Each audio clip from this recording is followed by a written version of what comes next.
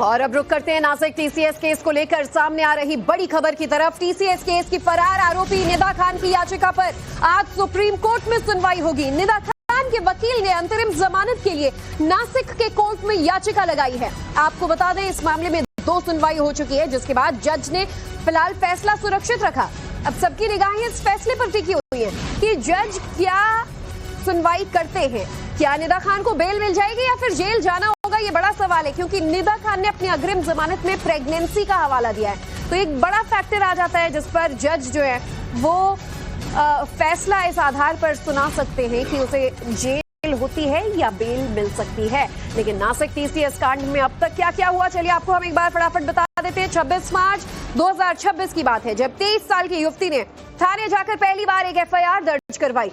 दानिश शेख नाम के कर्मचारी पर रेप, शादीशुदा होने का पहचान छिपाने का आरोप लगाया और इसी मामले में 26 मार्च से 3 अप्रैल के बीच कुल 9 एफआईआर दर्ज होते हैं। शिकायतकर्ताओं में 8 महिलाएं और 1 पुरुष शामिल था। अप्रैल की शुरुआत में पुलिस ने मामले की जांच की तो होश फाख्ता हो गए। एसआईटी का गठन किया गया। बताया जा रहा था कि इस मामले में सबूत इकट्ठा करने के लिए अब अंडरकवर महिला कर्मचारी को ऑफिस में भेजा गया, जो टीएमसी की कर्मचारी बनकर काम करने लगी। वहां अप्रैल के पहले हफ्ते में पुलिस ने 7 आरोपियों को गिरफ्तार किया। 10 अप्रैल 2026 को आरोपी निदा खान का नाम सामने आया। 12 अप्रैल 2026 को टीसीएस ने इन आरोपियों को सस्पेंड कर दिया। 15 अप्रैल 2026 को एनसीडब्ल्यू ने स्वतः संज्ञान लिया। फैक्ट फाइंडिंग कमेटी का गठन किया। बड़ी बात यह है कि 2022 से 2026 तक यौन शोषण, मानसिक प्रताड़ना, धर्मांतरण का ये खेल टीसीएस में चलता रहा और यहाँ मैनेजमेंट को इस बात की जानकारी ही नहीं है। ऐसे गंभीर आरोप कंपनी पर लगे हैं। हमारे साथ संवाददाता अतुल सिंह जुड़ चुके हैं, उनसे हम ज्यादा जानकारी लेंगे।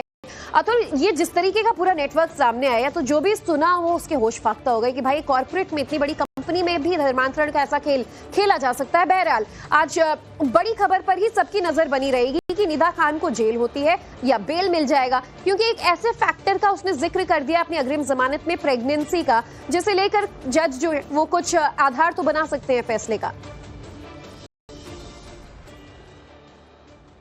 जी देखिए, एक इमोशनल एंगल जिसे होता है वो किसी भी इस तरीके के जो गंभीर मामले होते हैं, ज्यादातर आरोपी कहीं ना कहीं अपनी अग्रिम जमानत में इमोशनल एंगल या ऐसे हेल्थ के इश्यूज बताते हैं जिसमें एक ग्राउंड उनको जरूर मिल जाता है बेल पाने के लिए, और वही चीज निदा खान ने भी इस मामले में किया है।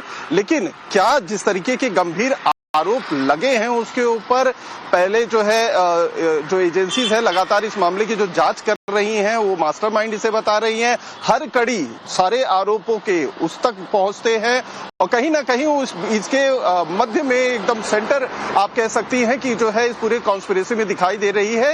यही वजह है कि जो सरकारी वकील हैं अपनी तरफ से दलील दे रहे हैं कि चूंकि मामला गंभीर है इसलिए उसे जो अग्रिम जमानत है उसे नहीं देनी चाहिए। लेकिन जो बचाव पक्ष है वो बार बार को इस बात को कह रहा है, क्योंकि कानून इसका अधिकार देता है कि अगर कोई आरोपी फिजिकली पूरी तरीके से फिट नहीं है और खास तौर पे अगर वो महिला है, वो प्रेग्नेंट है, तो मेडिकल ग्राउंड पर उसे अग्रिम जमानत देनी चाहिए। यही वजह है कि जब तक इस कोर्ट का फैसला नहीं आ जाता है, निदा खान दिखाई नहीं दे रही है, पूरी तरीके से अंडरग्राउंड है। एजेंसी हो या पुलिस हो अब तक उसे पकड़ नहीं पाई है। वही एआईएमआईएम के नेता भी जब से ये उन्होंने फरार है, एजेंसीज अब तक निदा खान तक पहुंच भी नहीं पाई है। ऐसे में आज ये जो अहम फैसला होने वाला है उसकी अग्रिम जमानत को लेकर, इस पर सबकी नजर टिकी रहेगी। हम अपडेट्स आगे भी लेंगे। अतुल, आपसे बहुत बहुत धन्यवाद अब तक की पूरी जानकारी के लिए।